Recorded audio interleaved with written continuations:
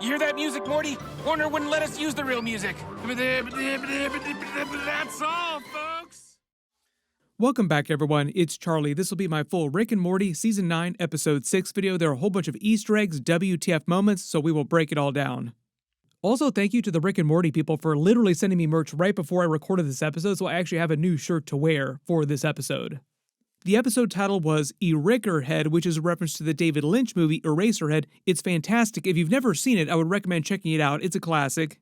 The guest star this week was also Paget Brewster, another actor from Community who is now guest starred on Rick and Morty. Dan Harmon has guest starred almost every single one of the big actors from Community. Currently, the biggest ones who have not guest starred on Rick and Morty yet are Donald Glover, Ken Jeong, and of course, Chevy Chase. Probably never going to guest star on Rick and Morty because hell has not frozen over yet.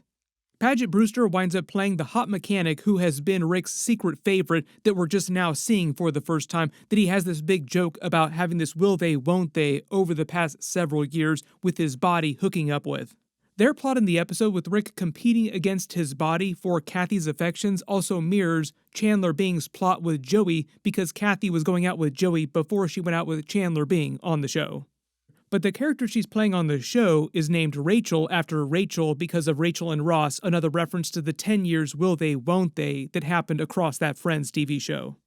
The cold open this time starts with Rick taking Morty and Summer to the alien beer garden, which he loves because it's all you can eat and drink, and he already joked with Morty about being an alcoholic in recent episodes again. So this is like his perfect place because he can consume everything and just replace his stomach anytime he consumes too much, and nobody is chasing him and he doesn't have to chase anyone else, so there's no conflict. He can just sit here in paradise and just consume at will.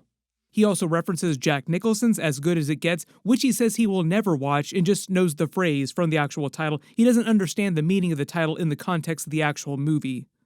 He references Hinduism, mentioning Vishnu, which Morty also references at the end of the episode when they go back to the beer garden after they win the Olympics. So part of the joke here is that Morty and Summer really hate being stuck at the beer garden, but they actually kind of love it by the end of the episode, or at least Morty is on board with the beer garden by the end of the episode. Not so much Summer, though. When he references replacing his stomach, literally with another stomach because he's consumed too much, he replaces his body parts all the time, and Seb, later in the episode, says that Rick usually goes to him to replace his stomach on the regular, like it's a very common occurrence. Replacing body parts is the whole premise of the episode when they have to replace his body after his head is accidentally separated from his body when he gets caught in a portal as it closes, but ultimately just winds up recombining his head with the body itself. There are a lot of big twists and reveals in the episode, but I feel like the most WTF shocking reveal is that Rick sucks himself off. Like, that's the big gag at the end of the episode, making you wonder if he's done this before. Like, is this the first time he's done something like this? I would not put it past him because he is a super freak, he doesn't discriminate, and he is super narcissistic, and that is probably one of the most twisted, freaky, narcissistic things you could possibly do. It also kind of feels like Beth getting it on with Space Beth, like getting it on with another version of yourself, basically. But whatever, we will not kink shame him. When he makes the yeast joke, it's because of the beer. Yeast expands in his stomach. It's why he needs to replace his stomach, because he just drank too much beer and consumed too much food. I believe this is the first time we've seen Rick lose a body part, especially a major one, because of one of his own portals, but I wouldn't be surprised if this has happened before, maybe just not as extreme as losing his whole body, maybe just limbs before. You just have to imagine the writers in the writer's room thinking, what would happen if Rick just kept his head stuck in one of the portals and the portal closed? Would he die, or would something like you see in the episode happen? And they just use it for a twist on Rick's whole Inspector Gadget body because his body has been replaced so many times and has so many secrets, so many weapons inside of it. He sings a copyright-safe version of Andy Williams' Moon River, replacing the words with stomach because Dan Harmon probably didn't want to pay to use the actual Andy Williams Moon River song, or they wouldn't let him use the song. Anytime I hear Moon River show up on movies or TV shows, I always think of the classic Simpsons joke with Nelson secretly being a huge Andy Williams stan. I didn't think he was gonna do Moon River, but then bam! Second encore!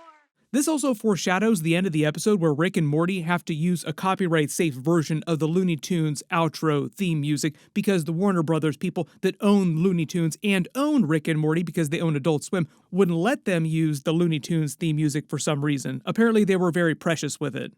Disney is also like this with some of their characters, like Bambi. They won't let a lot of people use or make fun of. Ryan Reynolds said that when he was doing Deadpool and Wolverine, he had a couple Bambi jokes, and the only thing that Disney people told him that he couldn't use were the Bambi jokes. Even some Mickey Mouse jokes wound up making it into Deadpool and Wolverine. It's just a weird example of how some studios are really precious about certain characters, but not other characters, and they'll let you do almost anything within reason, but every once in a while, there'll be like some weird thing that seems like it's not a big deal, but becomes a very big deal to them. Rick also mentions he's the smartest being in the carbon-based unisphere, carbon-based meaning that there are smarter beings than him in non-carbon-based universes. There's also a real-world unisphere, which is a representation of the world done in stainless steel in Flushing, New York, from the World's Fair. This time, during the intro, they wind up using another one of the new scenes. This time it's them at the Olympic Games representing Earth from the end of the episode. We see Summer's perspective on this on the other side of the portal at the body replacement store. She also wants thinner ankles. Rick has shown he's already replaced the family's body parts many times before, and her wanting new ankles isn't that big of a deal because we've also seen her mess with her own body parts many times before in different seasons.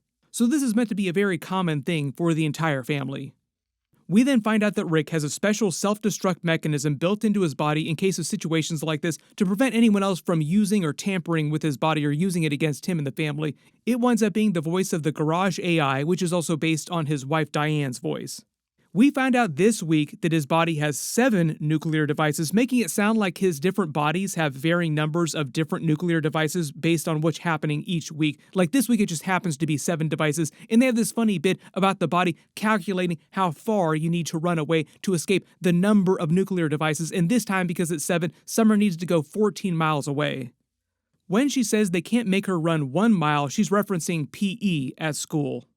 They use Rick's ringtone from the Get Swifty episode. It's the same ringtone we heard earlier this season, so this is like a canonical thing. I believe they used his ringtone in previous seasons too. Like this has been a thing since the Get Swifty episode.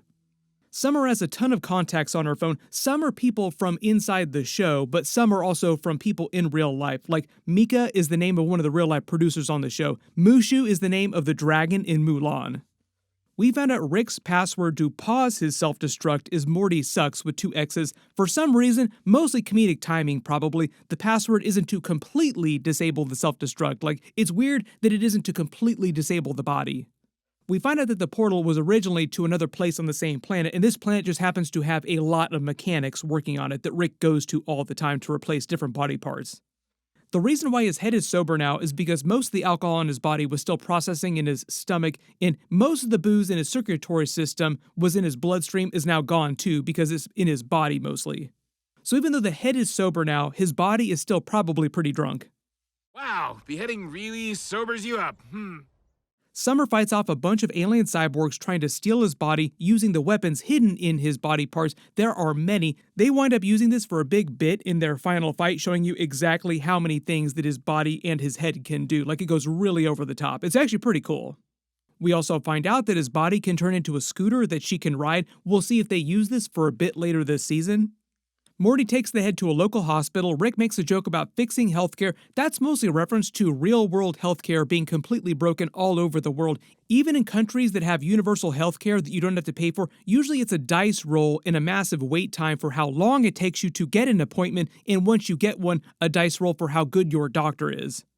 He winds up tricking Morty into consenting to allowing them to temporarily attach Rick's head to Morty's body so that he could survive long enough to get a replacement body. Rick did something similar to this with Jerry when they combined bodies briefly, but the difference in that episode is that they sort of melded minds and became the same person with just 2 heads on him. This time, it would literally just be 2 heads sharing Morty's body. It would be like completely separate identities.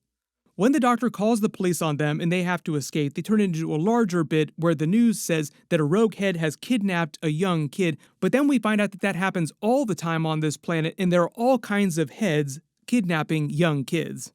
Their hospital is named Schraub Medical, and it's a reference to Rob Schraub, who works on the show in real life and was part of Harmontown for a very long time. Summer then makes it to Seb's shop, who says that Rick is his best friend and comes in all the time for body parts, but really just for spare stomachs most of the time. So like, this isn't the first time that this twist in the episode has happened where he needs to replace his stomach because he drank and ate too much. We find out his body has its own level of semi-intelligence and can act autonomously. Seb rigs it with a device that mellows it out a little bit, and we find out that it's super sensitive compared to Rick's head, which is super logical, so like they have very different personalities. He then tries to sell Rick and Summer out because his body is worth so much. I didn't get the alien's name here, but they call them the Reavers.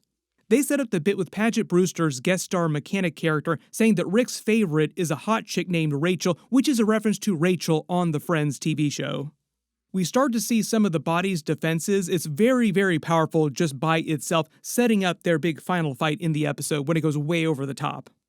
They have a little joke when they got on the subway and it just takes them back in the same direction that they came from, back towards the Reavers. You also notice there's another violin-playing alien, like every subway station has its own violin-playing alien that looks the exact same. Then for some reason the train takes them back in the opposite direction where they just boarded, like the train just goes back and forth. And this entire train fight scene just reminded me of the villains from Guardians of the Galaxy 3 who are all creations and hybrids made by the High Evolutionary, and the hallway fight scene from that movie. When the Reavers say that they're quiet quitting, that's a post-pandemic term that's mostly been a recent thing where workers at a company will only do the absolute bare minimum at their jobs, required to not get fired, not lifting a finger to do anything more that's asked of them. But the real-life joke is that it's just doing your job description. In the episode, the head Reaver just says, why don't you just regular quit? Like, isn't that just regular quitting? You're just not doing hardly anything. But most jobs around the world require you to do way more work above and beyond the stuff you were initially hired and paid to do. So that's why people started quiet quitting, because they were burning out so much after the pandemic.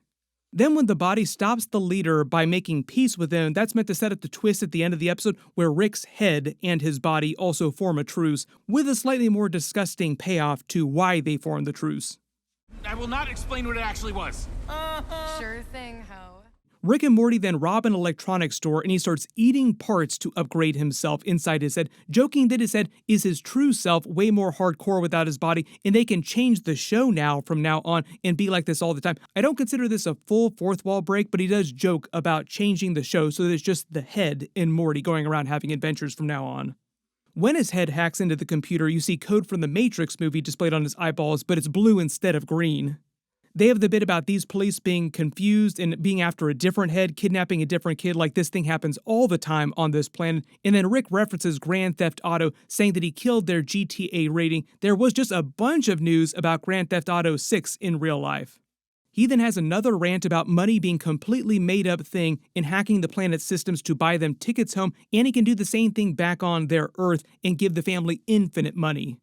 On the plane ride, they have a bunch of Christopher Nolan jokes. They watch Tenet, which he now loves, and was famously one of the most poorly reviewed Christopher Nolan movies, but because it's Christopher Nolan, it was still reviewed pretty decently. But amongst the canon of all Christopher Nolan films, Tenet is viewed by most people as one of his weaker ones. Christopher Nolan is just being talked about a lot right now because we're getting ready for the Odyssey movie to hit theaters.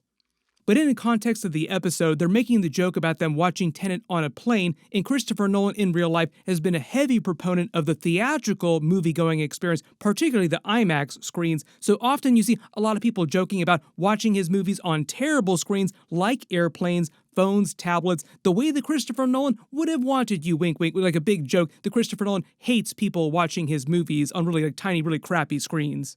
When he says he hasn't watched a full movie in decades, that feels like both a joke about Gen Z and Gen Alpha younger kids' brains being fried by short-form content like TikTok and not being able to actually sit through longer movies. There have also been a number of younger actors in real life too, like Millie Bobby Brown, who say that they don't even watch movies. They don't like watching movies despite being big movie stars themselves. It's also meant to be a joke about Rick always being constantly drunk, so he's never seen a full movie because he's always had to take so many pee breaks, and Christopher Nolan movies in particular tend to be longer movies, so you have to take the pee break. Like, it's always a bit of a dice roll as to when you find the proper time to actually do that, or you just don't drink anything during the actual movie itself if you don't want to miss the movie in the theater.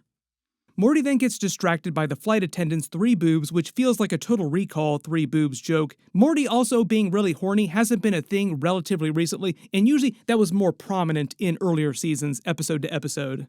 Morty also trying to step up and be the creepy alcoholic is also to pay off Rick's rant at the end of the recent episode where Rick told him that his alcoholism was a genetic disease and Morty would become one too eventually. When they arrive at the airport, there's another herald alien from his race who's shown up many times over the course of the show in the background. Originally, he was a species who debuted in Morty Night Run, so usually when you see one, it's not the same one, it's just another member of their race, and they all weirdly wear the same t-shirt all the time. The other gag in real life is that the Rick and Morty animators just reuse the model for that original herald and just stick it in the background of episodes. So like it's the same model, but they treat it like it's a different character each time. Rick's body then gives Summer the super heartfelt message that Rick would never say out loud, even though he also feels the same way about the family in general, and they have the big gag about the head reuniting with the body at the airport, which itself is a send-up of people having tearful reunions at airports in movies and TV shows, when the head and the body hate each other and want to stay apart, trying to destroy each other, and it turns into a big knockdown, drag-out, Dragon Ball type of fight, but they use a lot of Star Wars Revenge of the Sith jokes too. I also think this is one of the first times we've seen Rick's head fight his own body. We've seen Rick fight other versions of himself many times before, though.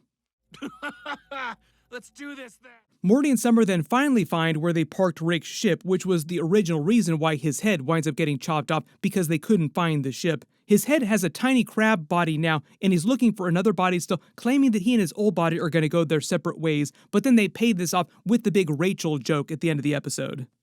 Morty and Summer then reference Beth for the first time in the episode. The episode doesn't feature Beth or Jerry at all, and the lava area of the planet does feel like a big Mustafar Star Wars Revenge of the Sith reference. Then they pay off the bit with Rachel, the hot mechanic, which I explained earlier, big Friends reference, Paget Brewster also on the Friends TV show during those early seasons, and the will they, won't they, Rachel Ross stuff that happened on that show. I think this is also the first time that Rick has technically cucked himself. When he starts to get real pissed off at Rachel and his body, he makes all kinds of references about having a massive dong and having amazing sex, which is kind of him complimenting himself and insulting himself at the same time, like a very narcissistic kind of joke. He is both very impressed with himself and pissed off at himself at the same time. When he fires the giant laser beam from his eyes, that also feels like a big video game weapon reference. When Rachel asks Morty to delete her number from Rick's and their phones and says that hooking up with the body did ruin their relationship the way that Rick thought that it might, that's also a reference to something that happened on the Friends show with them talking about ruining relationships. It's something that Ross referenced several times. Also probably the writers in real life trying to wrap up this Rachel character arc for the guest star because they don't plan on bringing this character back on the show. So they just need a reason for Rick to never come back here again. Their big final knockdown drag-out fight on the catwalks here over the lava flows feels like Anakin Skywalker versus Obi-Wan Kenobi's final fight on Mustafar in Revenge of the Sith. And they use this to show off way more weapons hidden inside his head and body, like what if the most powerful person in the multiverse fought the other most powerful person in the multiverse, Rick fighting himself? What kind of weapons would they use for that? What would the fight actually look like?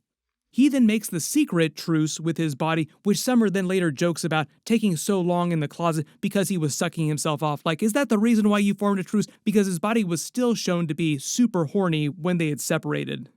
When they eventually come back, we find out that this took place over the course of a Tuesday. Rick does an overly saccharine moral message to button up the episode, like a lot of half-hour episodes of television, live action and animation, which Morty and Summer don't believe he's going to be true to, and then the something healthy that he wants to do for all of them winds up being training for the Intergalactic Olympics, which they do qualify for, compete in, and win a medal. This was the scene from the new intro. Rick then busts into Morty's room, catching him asleep, just like the original pilot, and his training outfit winds up being similar to the one that he and Summer wore during Something Ricked This Way Comes. They make a big joke about not knowing who the fourth member of their Olympic relay is, and they never reference him, like, who the hell is this guy? What was this deal?